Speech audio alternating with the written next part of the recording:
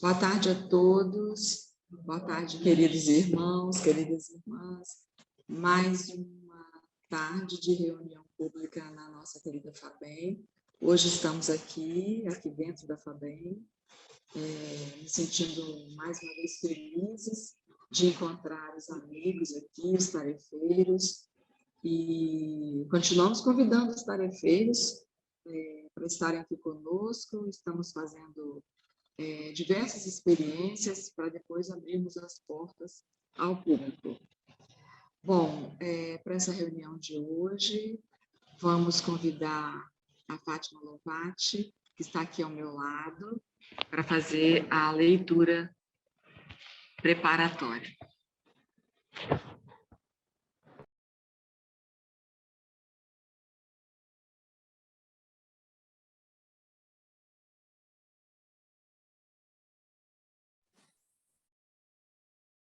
Boa tarde a todos. Então, nós vamos ler a obra Fonte Viva, de Francisco Cândido Xavier, pelo Espírito Emmanuel. Pelas obras, e que os tenhais em grande estima e amor por causa da sua obra. Paulo, primeira carta aos Tessalonicenses, capítulo 5, versículo 13. Essa passagem de Paulo, na primeira epístola aos Tessalonicenses, é singularmente expressiva para a nossa luta cotidiana. Todos experimentamos a tendência de consagrar a maior estima apenas àqueles que leem a vida pela cartilha dos nossos pontos de vista.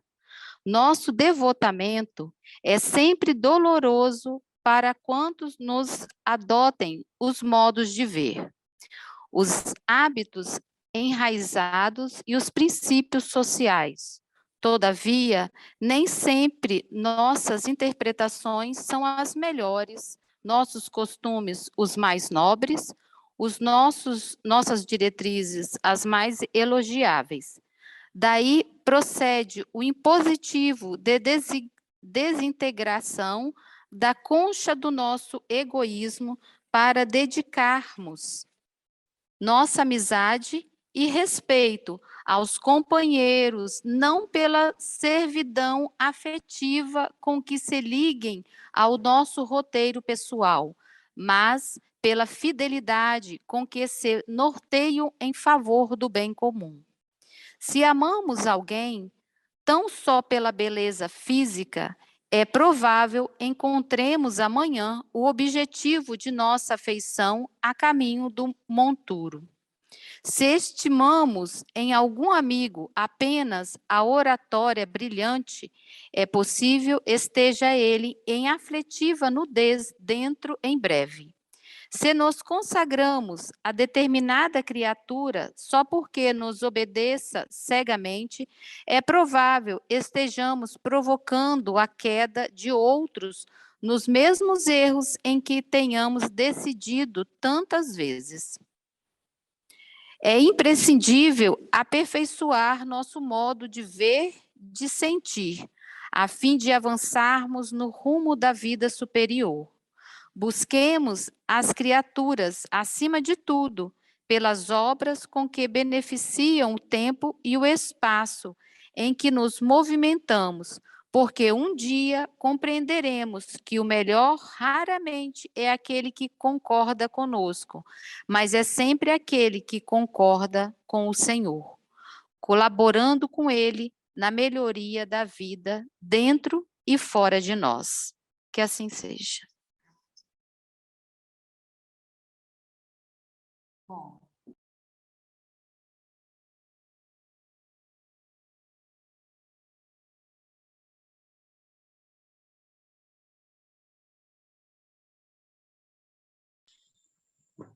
Coisas da tecnologia, né? Deixei o microfone fechado. Andressa, querida, você poderia fazer a nossa prece inicial?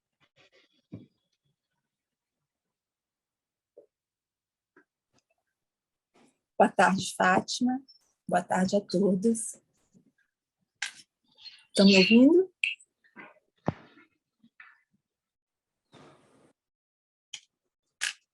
Vamos, com gratidão, elevar nosso pensamento a Deus, nosso Pai misericordioso, por tudo que temos recebido, e agradecemos em especial a oportunidade de estarmos reunidos nessa tarde.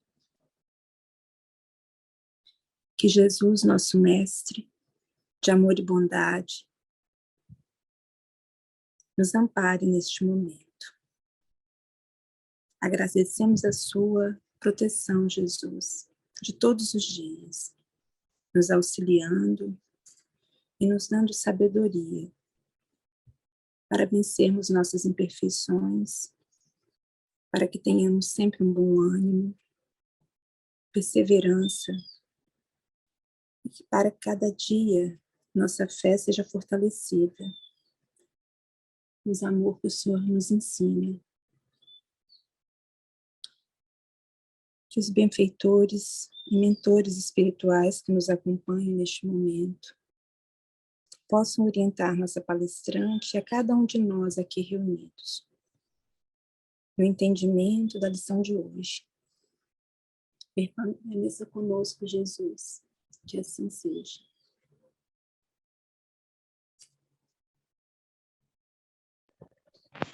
Bom, meus amigos, então hoje é com muita alegria que recebemos aqui na nossa casa a nossa amiga Adriana Sarmento, que está aqui sentadinha ao meu lado. Ó. E eu vou mostrar um pouquinho para vocês de como que estamos aqui na FABEM agora. Ó. Fátima Lovati. E ali temos o André, os Andrés, que dirigem a sala, André Rocha e André Klein, Amanda. Aqui a gente tem um tripé, olha que bacana o nosso tripé. Lindíssimo, né, Adriana? Livros, é um tripé culto, né? E o Denner, Terezinha não, Jusceia, seu Luiz, Rita Rena, Terezinha está aqui, por isso que eu falei Terezinha. Não a nossa outra Terezinha que hoje está viajando. Sueli, querida, lá atrás. E eu só não sei o nome do... Dilmo, o senhor Dilmo. E seu Luiz, nosso querido seu Luiz, que chegou aqui hoje às 7 horas da manhã, já organizou tudo, graças a Deus. Então, bom, dando continuidade aqui, vou passar a palavra para a Adriana, que falará para nós no tema O Cálice de Jesus. Adriana, com você.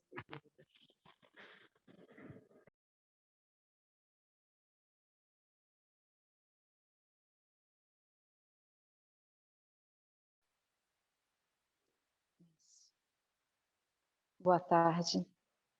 É com muito prazer, com muita satisfação, com muita felicidade na alma, que estamos aqui juntos agora, reunidos, para estudarmos um pouco mais a respeito do Evangelho do nosso Senhor Jesus, quando a Ele pedimos neste momento que possa nos amparar, que possa nos auxiliar, para que tudo aquilo que vamos transmitir seja a mensagem do Cristo e nada nosso, que Ele nos auxilie, que nos inspire, que nos ampare, a alma, a mente e a todos nós.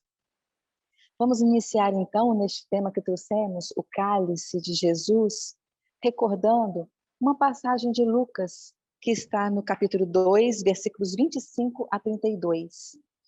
Essa passagem conta que na época havia um homem chamado Simeão, um homem justo e temente a Deus. Ele estava esperando a consolação de Israel. Foi revelado a Simeão que ele não partiria deste mundo sem antes ter visto o Salvador, os olhos do nosso Salvador, do Cristo Senhor. E algum dia aconteceu que Maria e José foram levar o menino Jesus, com 40 dias de nascido, né, aquela época de quarentena da mulher, foram levar o menino Jesus ao templo. Vamos abrir um parêntese só para explicar o porquê, né? Na época, toda mulher israelita, quando gerava o primeiro filho homem, ela era, de forma cerimonialmente entendida, vista como impura, e aqueles ao seu redor também. Então, 40 dias depois do menino nascido, a mulher teria que levar a criança ao templo para o ritual de purificação. O que era o ritual de purificação? Né? Era ter que levar uma ovelha e uma ave ao templo para passar por esse ritual junto com a criança, a mãe e o pai também. A condição financeira de José e de Maria não era grande, então eles não poderiam levar essa oferta. Então eles levaram 2 avezinhas pequenas e simples, que era o que eles podiam. E neste dia, então, 40 dias de nascido do menino Jesus, eles foram ao templo. E aconteceu que este homem, temente a Deus, justo e bom, estava também no templo neste dia. Quando ele viu aquela mulher se aproximando com a criança nos braços, ele pediu para ver a criança.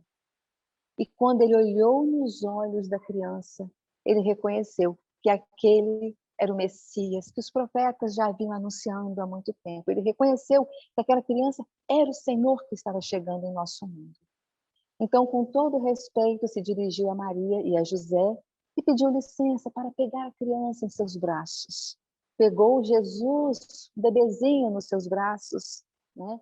E disse o seguinte: agora, Senhor, despedes em paz o teu servo segundo a tua palavra, né? Por que despedes, né? Porque como havia sido revelado a ele que ele não partiria deste mundo sem antes ter visto os olhos do Cristo, agora que ele reconheceu na criança o Cristo, o missionário de Deus neste mundo, então ele disse: Senhor, agora eu já posso partir. Acabei de ver os olhos do Cristo, né? Então ele disse: agora, Senhor, despedes em paz o teu servo, segundo a tua palavra, pois já os meus olhos viram a tua salvação, a qual tu preparaste perante a face de todos os povos, luz para iluminar as nações e para a glória do teu povo de Israel. Então, ele já coloca para nós aqui que a vinda do Cristo é luz para iluminar as nações. Não só as nações de povos, países, cidades, mas as nações dos nossos corações, das individualidades especialmente. E encontramos também em Lucas capítulo 1, versículo 79, quando diz que Jesus veio para quê? Para iluminar os que estão assentados em trevas e na sombra da morte, a fim de dirigir os nossos pés pelos caminhos da paz. Então, o Cristo veio para iluminar nós que estamos nas trevas da alma, quer dizer que muitas coisas ainda não entendemos, muitas coisas ainda não enxergamos, que muitas coisas ainda cometemos por equívoco, por inexperiência, por aprendizes ainda erramos nesta vida. Então, o Cristo veio para nos iluminar a alma e mostrar os caminhos para nós, para aqueles que estão na sombra da morte, né? Nessa sombra da alma, dos equívocos da alma, dos erros dos nossos pensamentos, dos erros das nossas atitudes. Essa sombra que ainda nos distancia um pouco do nosso Senhor Jesus. Então, esse menino, em algum momento, tornou-se um homem.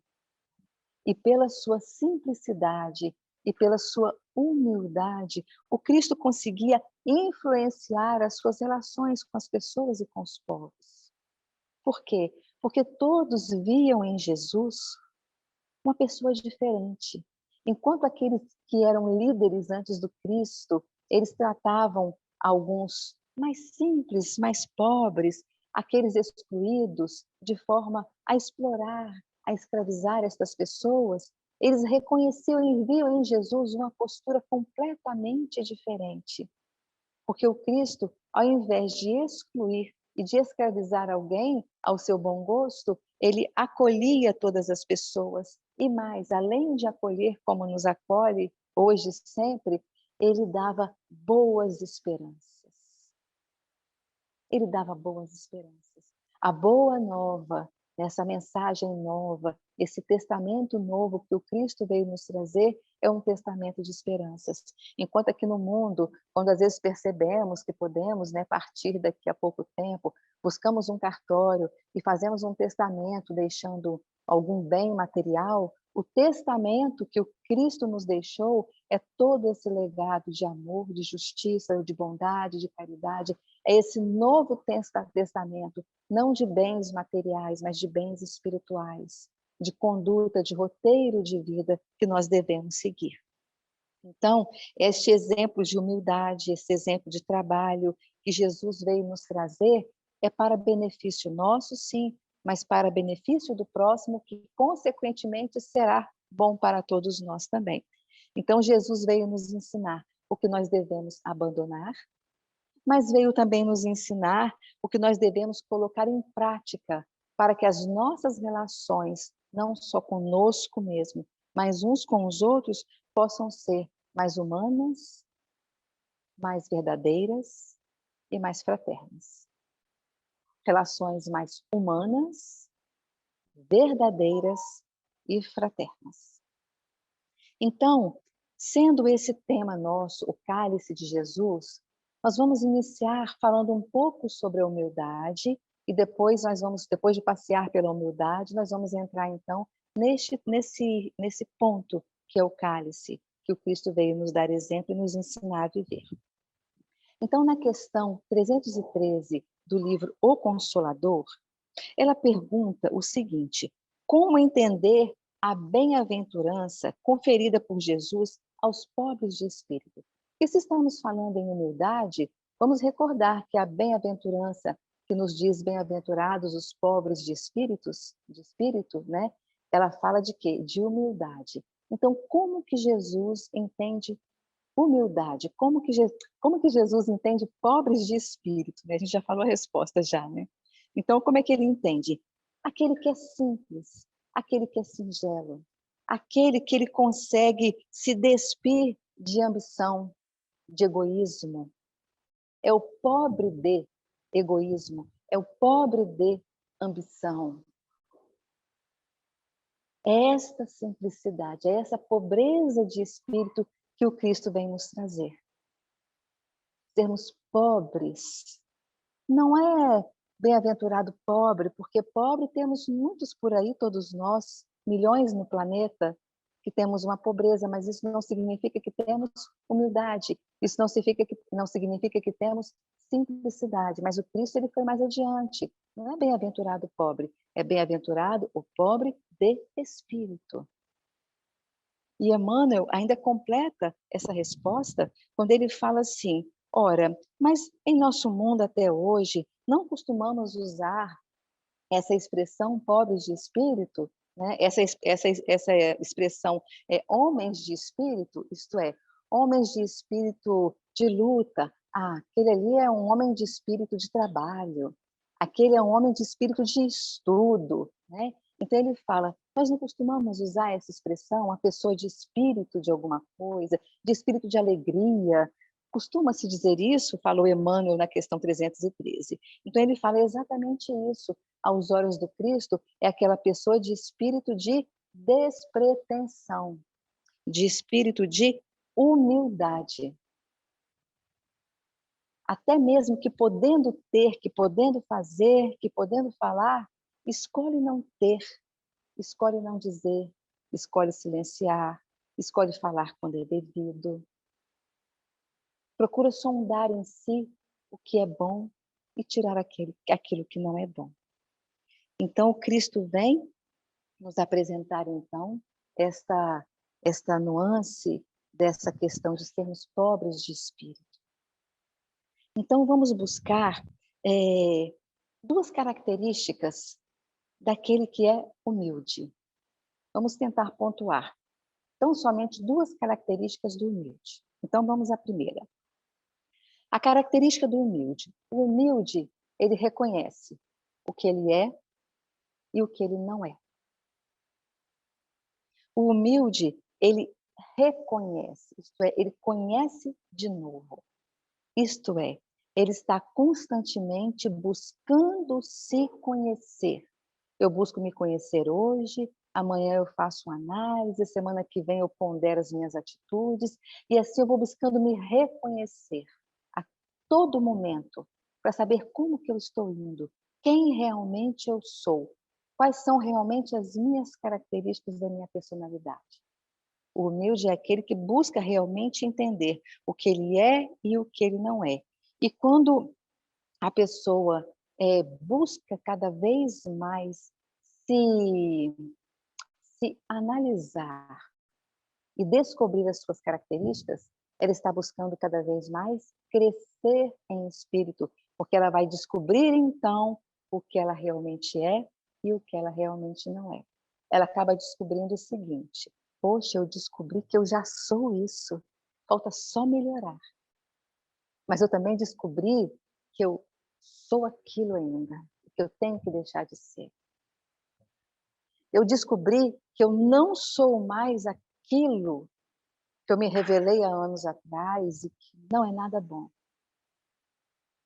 Mas eu também me descobri que eu não sou mais aquilo, né, que prejudica alguém, que causa dano a alguém, em especial a mim mesmo. Então eu começo a descobrir o que eu sou e o que eu não sou. E voltamos ao Cristo, quando ele veio nos ensinar o que devemos tirar de nós e o que devemos colocar em nós, o que devemos deixar florescer em nós. Então, o humilde, quando faz esse trabalho, ele realmente revela humildade na alma. Não fala no ponto máximo, porque somos aprendizes ainda, mas já é uma humildade que está dando passos. Eu estou buscando reconhecer quem eu sou verdadeiramente. Porque muitas vezes nós até cometemos algum equívoco dentro daquilo que nós somos e que não somos. Por isso que Santo Agostinho vem e nos ensina a nós meditarmos a cada noite, repassarmos o nosso dia, olhar o que fizemos que foi bom, o que fizemos que não foi bom, aquilo que devemos no dia seguinte ir lá e consertar, porque não foi nada bom, aquilo que devemos repetir, porque foi muito interessante, devemos continuar progredindo dessa forma.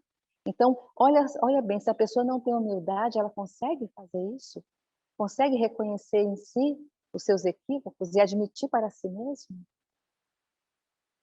A humildade é a primeira bem-aventurança. A primeira bem-aventurança é bem-aventurados os pobres de espírito. E não foi à toa. Jesus não chegou naquele monte, né, que não era montanha, era um monte, né, uma elevação, para poder falar para o povo. Ele não foi falando aleatório. Ele tinha programação, ele tinha uma sequência. Tem uma sequência. E a primeira bem-aventurança é o quê? Os pobres de espírito. O humilde. Porque sem humildade, eu vou ser misericordioso. Sem humildade, eu vou ser um pacificador. Sem humildade, eu vou chegar para você e pedir desculpas. Sem humildade, eu vou perdoar essa desculpa. Sem humildade, eu vou ser compreensivo, tolerante. Ela é alicerce para todo o restante desse jardim que o Cristo nos oferece. Então, nós fazemos algumas coisas bem e outras nós não fazemos bem. Nós temos algumas qualidades adquiridas e outras ainda não. E Teresa de Ávila vem e nos fala que humildade é caminhar na verdade. Humildade é caminhar na verdade. Então, o humilde ele tem noção de si e busca caminhar na verdade, mas dentro de uma verdade com maturidade. Porque quando se descobre ainda de um jeito que não é bom, ainda tendo comportamentos e sentimentos e pensamentos e atitudes que não são boas, não vai ficar ali fazendo uma dramatização, fazendo uma lamúria. Ele vai agir com maturidade. Eu descobri que eu ainda sou assim, isso não é bom, isso é uma imperfeição e eu preciso melhorar nisso. Eu tenho que buscar crescer nisso daí. Não posso continuar sendo assim. Então, é uma verdade com maturidade. É uma verdade que nós vamos descobrir, mas nós vamos ter atitude de pessoas mais conscientes para, descobrindo aquilo que somos e aquilo que não somos, nos tornarmos verdadeiras pessoas verdadeiramente melhores e não entrarmos em desequilíbrio com isso. Eu descobri que eu ainda não sou assim agora e entra numa aflição, e é a aflição que só vai levar a mais aflições, a mais desajustes. Então é preciso ter os pés no chão, adquirir maturidade com esse passar do tempo, com as experiências que a vida nos traz. Termos maturidade. Surgiu uma situação, vamos pensar com calma em como vamos agir nessa situação. Então, o humilde tem essa característica, que ele consegue ver e entender o que ele é e o que ele não é. O segundo ponto, né? Nós falamos de duas características. A primeira é descobrir o que é e o que não é. A segunda é que agora que ele reconhece o que ele é e o que ele não é, ele então agora é que ele tem possibilidade de se reconhecer na vida e de reconhecer na vida a sua posição na vida. Então eu sou isso, eu não sou isso, eu já sou assim, eu deixei de ser desse jeito, eu sou dessa forma. Então qual é a minha posição no mundo? Para que eu estou aqui? Por que eu estou na família X a que eu me encontro? Qual é o objetivo de estar nessa família, nesta atividade, nesta sociedade, atualmente nesta existência? Porque nesta existência minha condição é essa. Para quê? Qual é o objetivo do Cristo para cada um de nós? Por quê? Porque todos nós para o Cristo temos extremo e profundo valor. Sem exceção. O Cristo não nos mede de outra forma a não ser nos ver como irmãos, nos tratando como se fosse um pai carinhoso, né? Mas ele é o nosso irmão mais velho, sabedor de todas as coisas, né? Como filho de Deus, não é isso? Mas ele vem e nos convida a nós também buscarmos nos conhecer e nos situarmos na vida. E nos levar a pensar, eu estou vindo, caminhando dessa forma, levando minha vida desse jeito, agindo assim, é isso mesmo? É para isso que eu estou aqui? Será que eu não tenho alguma coisa para mudar? Será que eu não preciso mudar alguma coisa no meu comportamento? Sim, com certeza, nós estamos aqui para crescer. E o que preciso mudar? Está me acontecendo algo na vida. Para que isso está me acontecendo? O porquê? Porque existe uma causa, uma lei de causa e efeito, né? Além dos resgates, além das provas, das expiações, mas para quê?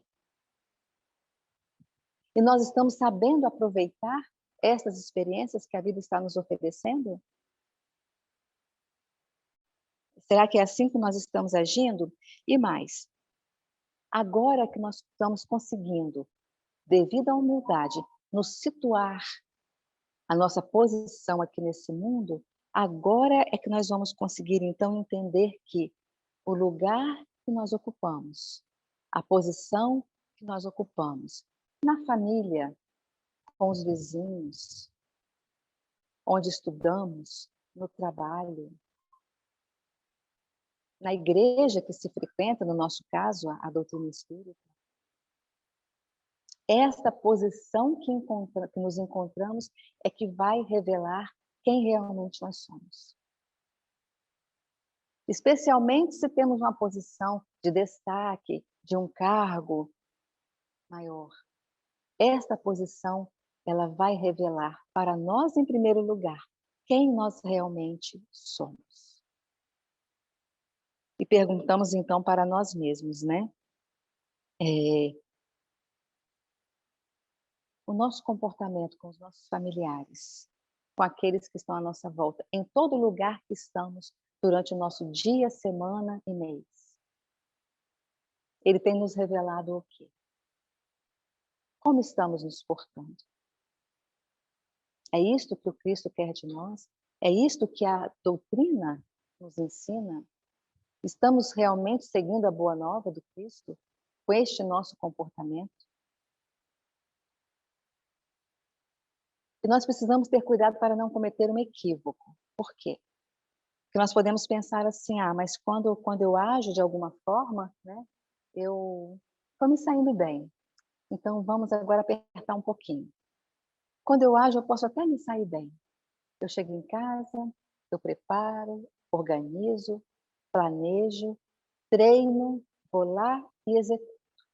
Deu tudo certinho conforme planejado. Então, o agir foi ótimo. Mas agora é que vem a situação que nos aperta e nos revela quem realmente nós somos. Qual é? É quando nós reagimos. Porque quando nós reagimos, nós não planejamos, é algo espontâneo. Aconteceu naquela hora e eu tive uma reação naquela hora, imediata. Aquela sou eu. Quando nós agimos é planejado. Eu vou lá, eu vou dizer isso, assim, assim, vou fazer aquela reunião, vou fazer aquela coisa assim, chegar no meu trabalho, vou fazer assim, vou planejar, vou organizar, vou ligar para o meu amigo, vou dizer isso, isso, isso, isso. Isso é muito fácil comparando com a reação. A reação é aquela que nos pega de surpresa, que nós nem pensamos, nós pegamos e agimos. Este somos nós. Aí é que está a situação. Como nós estamos nos saindo em nossas reações? Nossa, quando eu vi, eu já tinha dito. Não fazemos assim? Nossa, eu tive uma reação que eu nem esperava que eu fosse fazer uma coisa daquela. Às vezes falamos umas coisas dessa. Então, são excelentes oportunidades para nós nos conhecermos e nos reconhecermos a todo momento. Ontem eu me conhecia, mas hoje, quando eu reagi dessa forma, eu estou me reconhecendo, estou conhecendo de novo. E agora eu observei que a minha reação não foi aquilo que eu pensei que eu faria. Se eu passar por aquela situação, eu vou falar assim, eu vou dizer daquele jeito, eu vou ter toda a paciência, compreensão. Que nada, quando aconteceu, eu perdi o chão. Entrei num desequilíbrio. Então, agora, isso é bom. Por quê? Não é que é bom que aconteceu, mas é bom porque agora eu descobri que eu preciso melhorar neste ponto. Quando tal coisa me acontece, eu perco o equilíbrio. Então, olha como que essas situações que nós vivemos acabam nos levando a verdadeiramente nos conhecermos. Então, dando sequência, o espírito Agar nos falou assim, sim, só um pontinho. Quando ela vai dizer agora a respeito da ilusão, observem como que ela vai fundo na nossa alma. Ela fala assim, quem se afasta da ilusão se aproxima da verdade, adquirindo a companhia da humildade e do amor, os dois anjos invisíveis que abrem a porta dos céus. Então, quando nós começamos a descobrir o que somos e o que não somos, naquilo que é bom e naquilo que não é. Depois, no segundo ponto, quando nós nos encontramos, assim, encontramos a nossa posição no mundo, para que estou aqui, para que isso está me acontecendo, o que eu preciso melhorar em mim, nós estamos agindo, desenvolvendo, ampliando em nós a humildade que o Cristo nos ensinou, mas também nós estamos dando oportunidade a nós de nos conhecermos de tal forma profundamente que quando nós reagirmos em alguma situação, nós vamos ter a tendência de acertar muito mais do que se nós não nos conhecermos mais intimamente. E aí, então, nós vamos perder essa ilusão de que, eu já tenho uma paciência, não, eu sou uma pessoa super compreensível. Às vezes não. Às vezes eu sou assim porque eu estou me esforçando, estou planejando, eu vou chegar lá, eu vou ser compreensiva, eu vou ser paciente, mas às vezes na hora que surge aquele momento que nos pega de jeito, a gente reage de uma forma que descobre, nossa, eu ainda não conquistei. Por pouca coisa, eu me perdi naquele momento. Então, eu vou deixar de ser uma pessoa iludida a meu respeito. E quando eu estou deixando de ser iludida a meu respeito, eu estou me aproximando cada vez mais da verdade. E quanto mais eu me aproximo da verdade, do conhecer a mim mesmo da verdade, eu estou me afastando cada vez mais de quê? Do orgulho, da vaidade. Então, olha como que a base da humildade é importante. Por que que a bem-aventurança, a primeira foi bem-aventurados aqueles que são pobres de espírito, isto é, bem-aventurados os humildes. Porque as dificuldades na vida vão surgir. E como que nós vamos passar por essas dificuldades? Quando elas surgirem para nós, como que nós vamos viver? Então, esta condição da humildade ser a primeira bem-aventurança do Cristo é exatamente para nos solidificar as bases, para conseguirmos caminhar um pouco mais firmes para onde tivermos que ir. E em se tratando de nos afastarmos da ilusão, vamos lembrar Joana de Ângeles.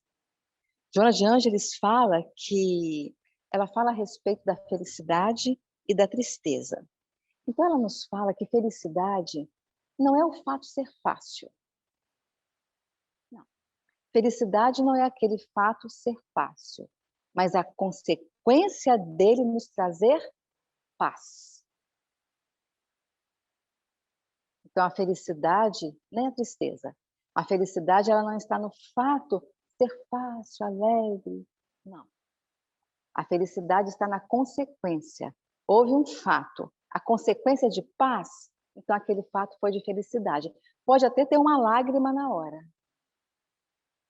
Mas a consequência de paz, então é um fato bom.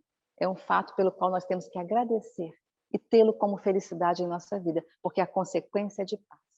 Da mesma forma, quando acontece algo que é triste, ela fala não necessariamente. Nós vamos avaliar se é realmente tristeza, avaliando a consequência deste fato. Então, se é felicidade ou se é tristeza, nós não vamos avaliar o fato em si, mas a consequência. A consequência traz paz, é um fato feliz na nossa vida, ainda que tenha lágrimas.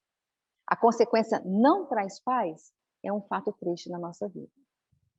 A nossa consciência fica acusando, dizendo que foi um grande erro. Então, por mais que na hora tivesse risos, mas não é um fato feliz, é um fato de tristeza.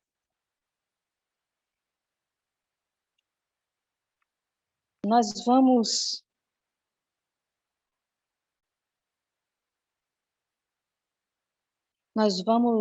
recordar uma trova de um poeta que, assim, de coração gosto muito, chamado Casimiro Cunha.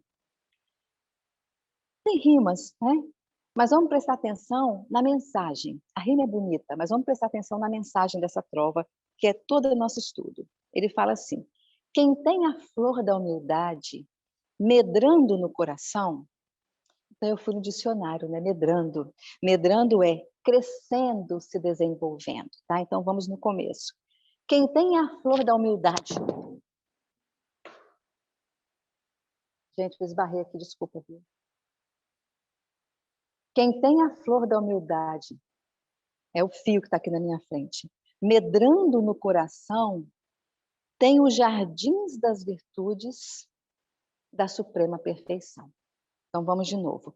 Quem tem a flor da humildade, medrando no coração, tem o jardim das virtudes da suprema perfeição. Então ele fala que quem busca desenvolver a humildade em si, está cultivando virtudes na alma. Em consequência, estará caminhando para a perfeição.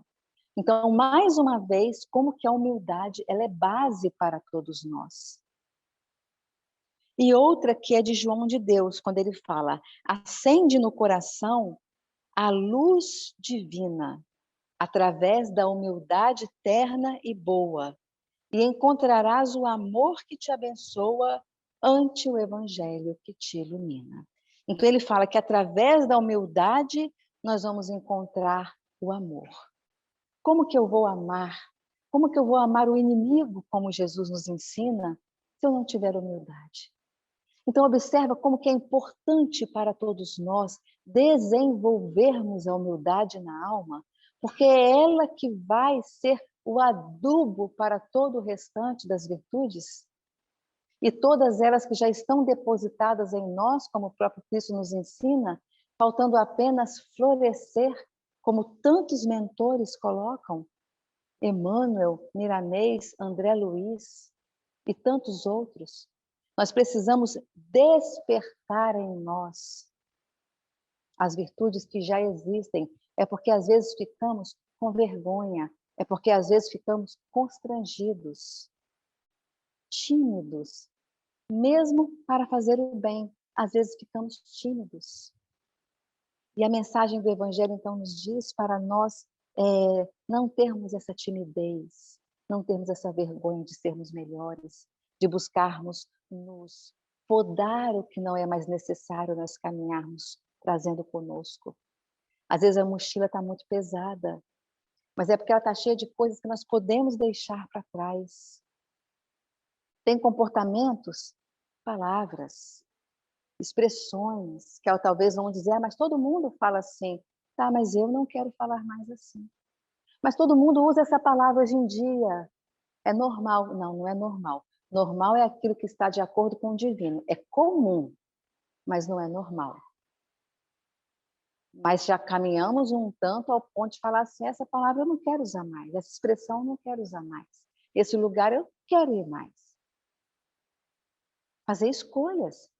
Eu estou descobrindo o que eu sou e o que eu não sou, o que eu quero deixar de ser, o que eu quero ser. Não é porque todo mundo faz e fala que nós vamos fazer e fazer também. E o nosso livre-arbítrio para escolhermos o que é melhor para nós? Precisamos usá-lo da melhor forma possível. E quem que responde por nós, senão nós mesmos? Então, certo dia, estava em casa de Zebedeu, essa passagem está no livro Boa Nova, o capítulo chamado A Família Zebedeu. É uma pequena passagem que vamos contar deste capítulo, né? De Jesus com essa família. Então, Salomé, esposa de Zebedeu, mãe daqueles que se tornaram apóstolos Tiago e João, Jesus estava na residência deles e, em certo momento, Salomé perguntou ao Cristo, né? Senhor, perguntou, não, ela disse ao Cristo, né? Senhor, logo após a instituição do teu reino, eu desejaria que os meus filhos se sentassem, um à tua direita e outro à tua esquerda, como as duas figuras mais nobres do teu trono. O Cristo, então, sorriu bondoso, compreensível, estava diante de uma mãe que ama os seus filhos, né? Então ele sorriu bondoso, compreensivo e perguntou a Salomé. E disse a Salomé, antes de tudo, Salomé. E ele vai dizer, antes de tudo, vai falar o meu nome, o seu nome, né? Preciso saber se eles quererão beber do meu cálice. Você quer sentado, uma à minha direita e outra à minha esquerda. Tudo bem. Eles vão querer beber do meu cálice? Então, é o Cristo perguntando para nós hoje. Você, deseja beber do meu cálice? Ele fala o meu nome, ele fala o seu nome. Você deseja beber do meu cálice?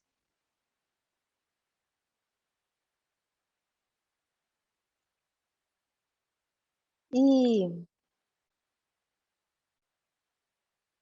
depois ele continua e diz assim, para o Zebedeu. Né? Zebedeu, ele fala,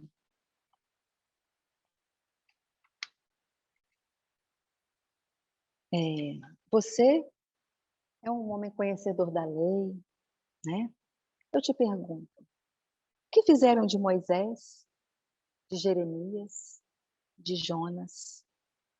Todos os emissários da verdade foram maltratados e trucidados, ou banidos do berço em que nasceram.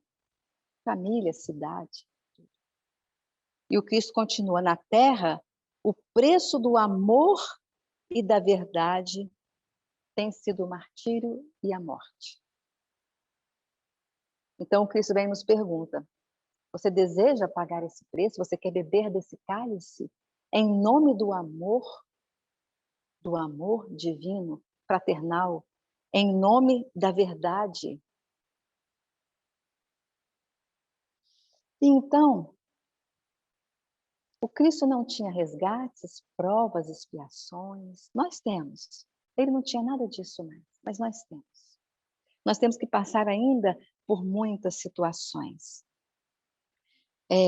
O cálice do Cristo para nós é a redenção, os resgates, as dores que nos surgem na vida, que vão ali lapidar, tirar aquelas arestas, aqueles espinhos que ainda, né, existem em nós, aquelas imperfeições. Essas dores que nós passamos na vida vão nos ajudar a burilar a alma. É o buril para a nossa alma, para que nós possamos nos tornar pessoas melhores. O cálice do Cristo para nós é libertação das nossas iniquidades, das nossas atitudes de injustiça, dos nossos atos de imperfeição, dos nossos sentimentos inadequados, antifraternidade. É esse cálice desse esforço que precisamos fazer. O Cristo não falou que ia tirar de nós as dores, as dificuldades da vida. Vinde a mim todos vós que estáis cansados e sobrecarregados, que eu vos aliviarei. Ele não falou que ia tirar a dificuldade da nossa vida. Nós precisamos. Se eu quero adquirir musculatura, eu preciso fazer exercício. Se eu quero adquirir resistência, eu preciso caminhar. Se eu quero aprender alguma coisa, eu preciso ler a respeito. Se eu quero me tornar melhor, eu preciso exercitar aquilo que é bom em mim. Se eu quero me tornar uma pessoa paciente, eu vou viver situações que a princípio me tirariam a paciência, mas eu vou tentar me centrar, me focar naquilo que eu quero ser e agir com paciência na hora. Mesmo que por dentro talvez a alma esteja gritando, mas já é um primeiro passo. Nós não vamos acertar de primeiro no primeiro passo e já agir com paz e serenidade nas dificuldades da vida. Mas ainda que seja assim, o Cristo considera. Ele observa que é esforço nosso. Ele fala, vale sim, conta ponto. Ele fala, conta ponto mesmo assim. Eu vou agir com paciência, mas por dentro a cabeça está assim quase virando. Mas se eu fizer isso uma vez, duas, três, a outra não vai estar tão assim, aquele turbulento por dentro da alma, a outra já vai estar meio assim só. Daqui a pouco eu vou conseguir agir com paciência por dentro, verdadeiramente com a alma. E eu só vou exteriorizar essa compreensão. Porque eu vim exercitando, até que chega uma hora que a gente aprende. Não é assim na escolinha, né? Aprendemos a fazer lá um rabisco, daqui a pouco sai uma bolinha com a perninha. Letra A, a vogalzinha, pronto. Mas quanto rabisco nós tivemos que fazer? Quantos rabiscos estamos dando na vida com as nossas posturas? Mas que o acerto, de repente, a gente vê que aconteceu. Poxa, olha, cheguei em casa hoje, surgiu uma situação, não é que eu me saí bem naquilo dali? Não é que eu consegui tirar de letra? Fácil não foi. Foi difícil, mas a consequência é de paz. Eu tive que talvez não falar o que eu queria. Na hora eu fiquei assim, poxa, não vou poder dizer o que eu gostaria, mas a consequência é de paz, então foi um momento bom para mim. E assim, então, esses cálices para nós, eles vão surgindo de diversas e de várias formas. E nós trouxemos aqui do livro Ideal Espírita, Psicografia de Francisco Cândido Xavier, alguns cálices que podem estar acontecendo em nossas vidas, mas que o Cristo nos convida a nós agirmos exatamente com esse passeio que demos pela humildade no início da nossa fala, que não foi por acaso. Que nós vamos precisar dessa humildade para viver estes cálices onde haverá a nossa redenção, onde irá solicitar de nós um esforço maior. Então vamos a alguns exemplos dados pelo espírito André Luiz. Ele fala assim: ontem atraiçoamos a confiança de um companheiro, induzindo-o à derrocada moral. Hoje, guardamo-lo, este companheiro, na condição de parente difícil que nos pede sacrifício incessante. Ontem, abandonamos a jovem que nos amava, inclinando-a ao mergulho na lagoa do vício. Hoje, temo-la de volta, por filha incompreensiva, necessitada de nosso amor. São cálices, mas que a humildade irá nos ajudar a viver e entender qual é a nossa posição nessa situação que nos encontramos, para que estamos vivendo essa posição? Ontem colocamos o orgulho e a vaidade no peito de um irmão que nos seguia os exemplos menos felizes. Hoje, partilhamos com ele a afeição de nosso esposo despótico ou de filho problema, partilhamos com ele o cálice amargo da redenção. Ontem esquecemos compromissos veneráveis, arrastando alguém para o suicídio. Hoje, reencontramos esse mesmo alguém na pessoa de um filhinho portador de moléstia irreversível, tutelando-lhe à custa de lágrimas e trabalho de reajuste. Ontem abandonamos a companheira inexperiente, a míngua de todo auxílio, situando-a nas garras da delinquência. Hoje, achamo-la ao nosso lado, na presença de esposa conturbada e doente, a nos exigir a permanência no curso infatigável de tolerância sem fim. Ontem, dilaceramos a alma sensível de pais afetuosos e devotados, sangrando-lhes o espírito a punhaladas de ingratidão. Hoje, moramos no espinheiro em forma de lar, carregando fardos de angústia a fim de aprender a plantar carinho e felicidade. E ele continua dizendo que diante dessas provas, nós precisamos de tolerância, compreensão, mas principalmente nós conseguimos enxergar essas situações, esses cálices de dor, como um grande momento para que nós possamos ter o aprendizado que nós necessitamos. Porque ontem nós cometemos tantos outros equívocos, agora vem o momento do amparo, mas esse amparo àquele a quem causamos danos, irá nos colocar na posição daquele para quê. O que sou, o que não sou, o que devo fazer, o que não devo fazer. Para que estamos aqui? E André Luiz, então, também vem e nos dá algumas dicas. Então, ele coloca assim: não imponha a sua opinião, ouça o argumento oposto. Não evite os menos favorecidos, cumprimente com simpatia. Não afronte o seu adversário, tenha dignidade no triunfo. Não deprecie o trabalho alheio, considere que tudo é oportuno. Não despreze a ajuda do outro, agradeça o auxílio possível. E assim ele discorre, nos dando esse roteirinho de conduta para todos nós. E para encerrar,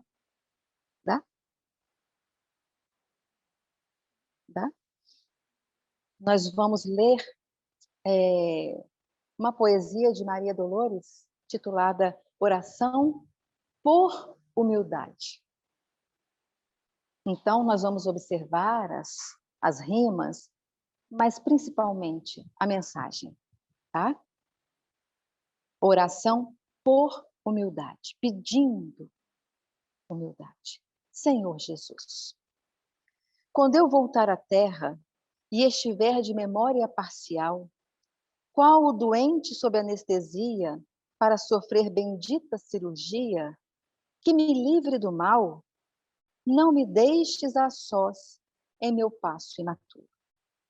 A fim de construir o meu próprio futuro, não permita, Senhor, que eu siga tonta, como quem sabe dirigir as próprias contas. Embora reconheça a lei de liberdade, se posso procurar o que te contraria, não me deixes fazer aquilo que me agrade. Apaga em mim a vocação do mando e ensina-me, Senhor, a obedecer. Ajuda-me a encontrar, onde estiver vivendo ou trabalhando, o prazer de servir como simples dever. Se eu te pedir felicidade nos erros e ilusões que outrora eu quis, não me faça feliz. Se te requisitar destaque e brilho para comportamento frio e ingrato, não me tires o chão do anonimato. Se eu te solicitar um corpo lindo para voltar na sombra a estaca zero, não me deixes viver na forma que eu mais quero, sem te implorar. Não me deixes viver a forma que mais quero. Se te implorar dedicações para desorientar-me novamente, deixa-me a solidão por mestra permanente. Caso anseie por vida emancipada para menosprezar encargo e compromisso, acorrenta-me os pés ao campo do serviço. Se te rogar facilidades, fora das bênçãos com que me renovas, guarda-me sem cessar no cárcere das provas. Perdoa-me, Senhor, se te peço tanto, e que somente agora me levanto nos dons com que me elevas. Tantas vezes no mundo fiz-me grande, e subi tantas vezes para cair nas trevas. Agora que te escuto em toda parte, a convidar-me para a divina luz, ouve, Jesus, anseio acompanhar-te, quero ser pequenina. E Paulo, quando escreve aos Filipenses, nos fala: não faças nada por contenda ou por vanglória, mas por humildade. E Emmanuel vem e nos recorda e nos ensina que a manjedoura é um exemplo de humildade. E o Calvário, perdão, que a manjedoura é um exemplo de humildade, mas que o Calvário é exemplo para nós de esperança e resignação. O Calvário, essas dores que por vezes nos surgem, é para nós esperança e renovação. Que o Senhor Jesus nos abençoe. Estou dizendo aqui que vamos respirar primeiro aqui, tomar um fôlego depois dessa palestra maravilhosa. E, Adriana, o que você falou sobre humildade aí e sobre as provas nesse lindo poema me fez lembrar, eu acho que você vai lembrar também, de Abigail e Gesiel, quando estavam ajudando o pai, logo no início do livro de Paulo Estevam, quando os dois estão ajudando o pai a passar pela provação, e Abigail fala que sempre ela tinha vontade de ajudar as pessoas carentes, né? Mas ela também estava sempre com as mãos vazias, né? Sem recursos materiais para ajudar as pessoas em necessidade. E ali naquele momento eles estavam vivendo aquela prova, estavam encarcerados, né? Os romanos maltrataram o pai, o irmão, né? E eles estavam ali vivendo aquela noite terrível. E amanhã, na manhã seguinte, né, tantas provações eles iriam viver, né? E aí ela conversando com Gesiel, que é o nosso querido Estevão, e ela disse: se antes eu tinha as mãos vazias e não podia ajudar, né, as pessoas que necessitavam, então agora eu vou aproveitar esse momento de dor e de prova e passar por essa prova, né, da forma como nosso pai espera que eu passe, né, sem revolta, com dignidade. Era isso tudo que ela queria dizer nas palavras que estão lá no livro. E essa parte me marcou muito, porque geralmente quando vem uma prova para a gente já se desespera, né, e faz justamente o oposto do que ela estava ensinando ali para a gente, né. Então vou me resignar e vou esperar o tempo, né, que tudo vai passar, né. E uma coisa que eu sempre me recordo, Adriana, a questão da humildade, é aquela frase muito famosa de Emmanuel, que eu vou ler porque não posso falar mais ou menos, ela é muito perfeita. E ele diz: a humildade não está na pobreza, não está na indigência, na penúria, na necessidade, na nudez e nem na fome.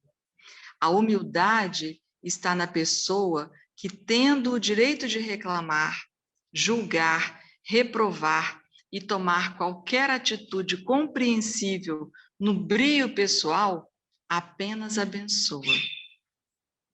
Você conhece essa? Maravilhosa ela, né? E recordando a Abigail, como você falou, se a gente observar aquela família, é uma família que só viveu tragédia, Sim. né? Que a mãe já tinha falecido, o pai foi expropriado de todos os seus bens, né? Foi morto da forma que aconteceu. Depois eles foram expulsos de casa, Abigail tendo que procurar um lar, a situação depois de Estevão, como nós conhecemos. Então, Sim. foi uma família que só viveu momentos difíceis. E, no entanto, ele dando testemunho a todo tempo de fé, de resignação, de tolerância, de paciência, compreensão, principalmente com aqueles que cometiam atrocidades contra eles. Sim. É uma família que viveu dores assim, durante todo o livro, né? Aham, exatamente. Bom, meus irmãos, eu gostaria de passar um pequeno aviso agora. Mas, Adriana, te agradeço muito pela palestra. Sim, o André está ali me alertando. Vamos fazer primeiro a prece e depois eu passo o aviso, seria melhor. Então, vamos pedir a Fátima Louvati que faça a nossa prece.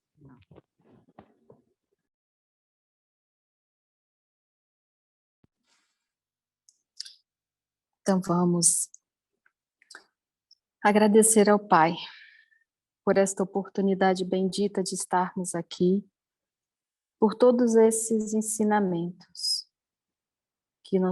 que foram brindados a nós. Para mim, quando eu escutava falar sobre o cálice, sempre era com um peso como uma amargura. E hoje eu vejo que é difícil, mas ele não é amargo. Não é que o outro faz conosco, mas na realidade é consequência do que nós fizemos. Então a mudança vem de dentro de nós, para que possamos beber do cálice do Pai, na paz, na harmonia. Então temos que nos retratar com o passado, é a famosa reforma íntima. Então, Pai, que possamos fazer a cada dia, a cada amanhecer e a cada deitar, Senhor, a avaliação de nos conhecer, da onde precisamos modificarmos, Senhor, aonde já alcançamos a vitória e aonde precisamos melhorar. Que possamos, Pai, estarmos sempre resignados e estarmos preparados, alertas para caminharmos junto e rumo a Ti. Agradecemos, Senhor, a nossa palestrante por ter nos brindado com uma belíssima palestra, de tantos ensinamentos, de tantos aprendizados. Que possamos, Senhor, juntos nos melhorarmos, juntos nos apoiarmos e caminharmos rumos a Ti. Obrigado por este encontro. Muita gratidão, Pai. Que assim seja.